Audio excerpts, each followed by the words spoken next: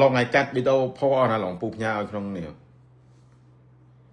ឃើញគេឃើញហើយផអស់នៅអញឲ្យផមួយថ្ងៃ10វីដេអូឲ្យផបានហើយនោះហើយពូចូលឆ្នាំម៉ាឡេស្តូកអត់ទៅពូទៅចូលឆ្នាំនៅកំពង់ធំទៅស្ទងតែពូមកសង្ក្រាននៅកំពង់ធំសួស្តីឈិនសូហានួនវិចិត្រគេមែនៅគេហ្នឹងមកទៅជន់ទាត់10ផងថ្ងៃម្សិលមិញសងសឹកសម្រាប់បានសម្រាប់ទេណាបងចិត្តជួយមក3អ្នកអាស៊ុយខនមក3តាប់ជើងទាសុទ្ធអាប៉ុនស៊ីឡើងបាន2សាច់ឯងមកនោះវាយអត់ចេញមែន3គ្រាប់ជាប់បាំងអាបងចិត្តទាំង3គ្រាប់ជួយមកបាំងស្អាតជួយមកបាទបងនេះដល់ថ្ងៃទេអាបងនេះបើកាត់បន្ថយការវាយសាច់អាបងនេះល្អអាបងចិត្តបើកាត់បន្ថយការវាយសាច់គេញឲ្យច្រើនហាត់ឲ្យដល់ហើយញ៉ាំរបស់ពៅអូអាបងនេះលូតវាយល្អតែបើបងនេះនៅតែបន្តការវាយសាច់ធ្លាក់តម្រង់លេងខ្លាំងមកមើលការលេងម្សិល2សាច់ពេញមកស្អីគេផោឲ្យពូ15វីដេអូដល់ច្រើនការងារល្អតែទៅមើលបាល់ឡងគេមិញចប់ហើយការណាបាត់ដឹងកម្ពុជាលេងបាន World Cup គេទេតើយកឲ្យគេមកលេងចុយម្រាយហើយមើលងារកម្ពុជាឯងយ៉ាត់ឯងនិយាយស្រួលបួលទេឯង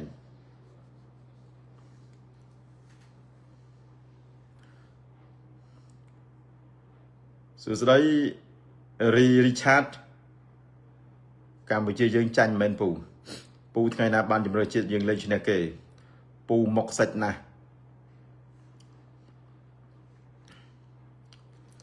ខ្ជិលមើលដឹងមើលចប់ទៅអីទេនិយាយមែនវាអត់មានអីផ្លាស់ប្ដូរទេបើនិយាយមែនទៅដូចពូនិយាយចឹងថាកម្ពុជាយើងតែលេងហើយយើងត្រៀមចិត្តឲ្យទៅការពិតវាមិនមែនជារឿងអីថ្មីទេហើយការចាញ់អារូបាហ្នឹងមានអីចម្លែកដល់ថ្នាក់ទៅចាញ់អារូបាហើយវាចប់ហើយថ្ងៃលេងជាមួយវៀតណាមលេងល្អណាពូនិយាយមែនពូសរសើរថ្ងៃលេងមួយវៀតណាមទុកវៀតណាមបាន 2-1 មិនមែនរឿងចៃដន្យហើយក៏មិនមែនរឿងចេះតែធ្វើបានទេណាថ្ងៃប៉ះមួយវៀតណាមម៉ែខំសរសើរលេងប៉ះមួយវៀតណាមល្អពូសរសើរមិនលេងប៉ះមួយវៀតណាមដល់តែពេលលេងល្ងាចមិញប៉ះអារូបានេះចប់ហ្មងហើយអារូបានេះមុននឹងឈ្នះយើងនេះប្រហែលថ្ងៃមុន friendly មួយវិសាខាចាញ់វិសាខាដល់តែល្ងាចមិញទៅលេងល្មិចឲ្យអារូបាស៊ី 2-0 តាំងទី1តាំងទី2នោះកាតក្រហមនេះអាអូសេតាកាគីនោះអាណេតូនោះកាតក្រហមព្រាតពេញនឹងតដៃបានមកគ្រាប់ដែរអា Nick Taylor សុទ្ធចូលអត់ទេក្រោយចប់ការប្រកួតសម្បីតែ Nick Taylor ក៏និយាយដែរទាំងកីឡាករទាំងគ្រូបង្វឹកយើងអ្នកមើលយើងឃើញទេតម្រង់លេងគឺអាក្រក់ជាទីបំផុតមកការលេងរបស់កម្ពុជាមិនដឹងជាស្អីទេលេងអូការលេងឯមិនជាមែនតែដែលឃើញការលេងណាអាក្រក់ដូចនេះមិញពូនិយាយត្រង់តាមវិចេះមើលបាល់ជំរឿជាតិលេងមកទោះបីប៉ះជាមួយម៉ាឡេក៏ដោយប៉ះជាមួយវៀតណាមក៏ដោយប៉ះមួយថៃក៏ដោយតែមិនដល់ថ្នាក់ដូចលេងឯមិញប៉ះអារូបាទេវាអត់មានសាច់បាល់លេងហ្មងអត់មានសាច់បាល់លេងទោះអសោះហើយបើលេងចាញ់អារូបាហើយសាច់បាល់លេងអញ្ចឹងទៀតនេះសួរឲ្យអ្នកគ្រប់ត្រូលមកគេមិនរិះគន់មិនអានេះគឺទទួលស្គាល់មកថាសម្បីតែកីឡាករក៏ដឹងខ្លួនឯងដែរសម្បីអានេះថៃឡូក៏វាដឹងថាទាំងកីឡាករទាំងគ្រូបង្វឹកគឺទទួលស្គាល់ថាការលេងហ្នឹងគឺអាក្រក់ជាទីបំផុតហ្មងចឹងមកថាការចាញ់អារូបានេះចាញ់យ៉ាងអាម៉ាស់ហ្មងហ្នឹងចាញ់ក្នុងដីខ្លួនឯងទៀត 2-1 ទៀតបងវិជ្ជណាចាញ់វាអត់នឹកស្មានថាលទ្ធផលវាដល់ថ្នាក់ហ្នឹង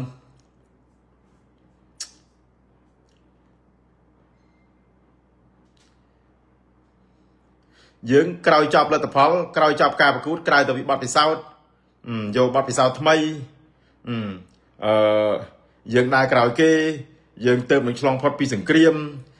ការប្រកួតប្រជែងយើងនៅមានកម្រិតហ្នឹងប៉ុណ្ណឹងហេតុផលយើងគឺមានប៉ុណ្ណឹងអើយ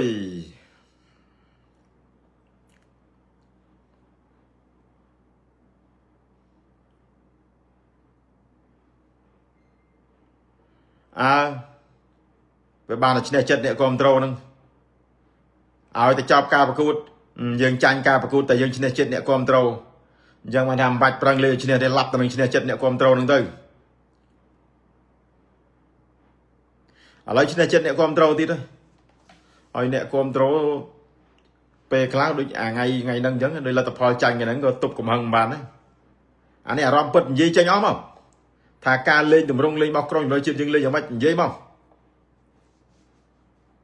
យើងទាំងអស់គ្នាសិតតែចង់កែប្រែឲ្យជំនឿជាតិយើងខ្លាំងឲ្យមានកំណែតម្រង់ឲ្យការលេងរបស់យើងគឺមានគុណភាពមួយដែលយើងទទួលយកបានដល់ពេលពីមកប្រកួតទៅមកប្រកួតចាញ់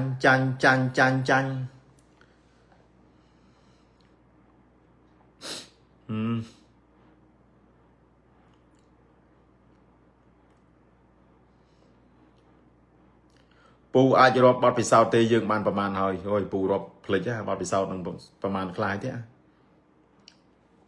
អត់ទេពូអត់មាននិយាយអីច្រើនទេបងអ្នកទាំងអស់គ្នាមើលឃើញខ្លួនឯងហើយដឹងខ្លួនឯងទេលេខខ្លាំងជំរឿជាតិអន់ដូចគេថាមែនបើទៅលេងទៅម៉ាក់ហ្នឹងទៅងាប់ហើយអាណិតអ្នកគ្រប់ត្រូលទៀតណាខំចំណាយទាំងពេលវេលាទាំងលុយទៅទិញសបុតមើលទៀតដល់ទៅពេលមកលេងអញ្ចឹងអីអត់ទេរិះគន់ទៅ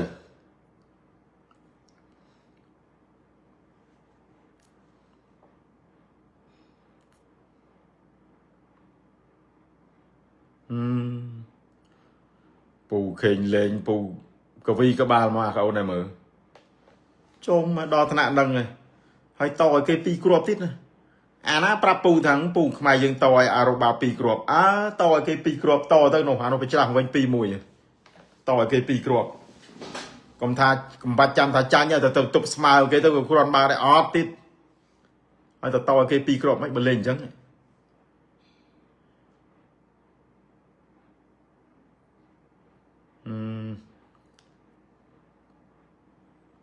អត់ទេថ្ងៃនេះគឺវល់ទាំងអស់ហ្មងទាំងជើងក្រោមទាំងបំរើទាំងប្រយុទ្ធទាំងអស់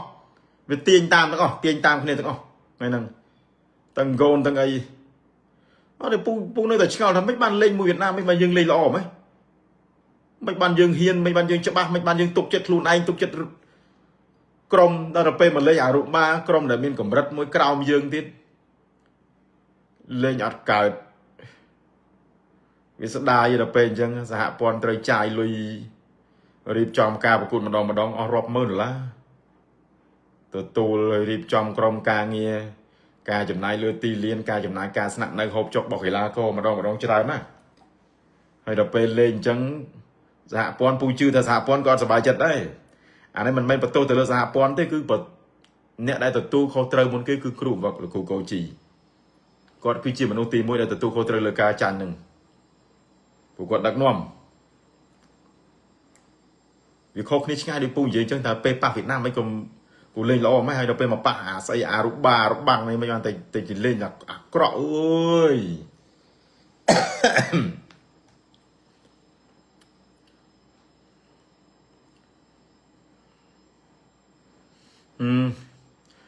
ពូមានសម័យអី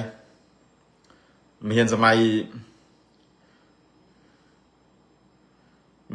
ថាដឹង2000ប្រហែលយើងបានទៅលេង World Cup ឯង2050អីស្រុំលឿនពេកផងបើ2050សង្ឃឹមថាពូនៅរស់តាន់កម្ពុជាយើងជាប់ជាបេក្ខភាពទៅលេង World Cup ទៅចុះអានេះនិយាយចឹងមកយូរទៅចង់ដូច Man U មើលលេង Man U ចឹងប៉ះក្រុមអត់ Man U លេងអត់ប៉ះក្រុមខ្លះ Man U លេងល្អហើយកម្ពុជាយើងទៅអញ្ចឹងទៅមើលអើយពូនិយាយមែន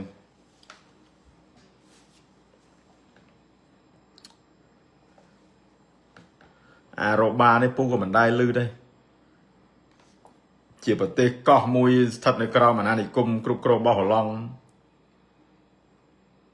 ហើយកម្រិតនៃការលេងក្រោមយើងទីដល់ពេលយើងមកលេងចាញ់អារ៉ូបាអញ្ចឹងដូចមិនដឹងថាត្រូវអញ្ជើញប្រទេសណាមកមិត្តភាពទៀតអូយគេចាញ់មកគឺរីកគៀនបាត់ហើយ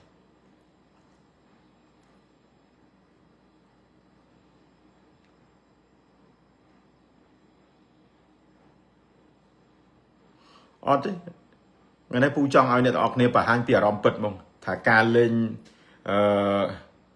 ថ្ងៃហ្នឹងវាយ៉ាងម៉េចជាក់ស្ដែងមើលមកនិយាយឲ្យច្បាស់មកនិយាយឲ្យត្រង់ដូចគ្នាមក ដោយអារម្មណ៍ពូដែលពូបាននិយាយអញ្ចឹងថាការលេងនឹងតម្រងលេងនឹងគឺអាក្រក់ជាទីបំផុតមិនហ្នឹងអារម្មណ៍ពិតពូឃើញមើលឃើញអញ្ចឹងអ្នកទាំងអស់គ្នាក៏និយាយអារម្មណ៍ពិតដូចគ្នាមក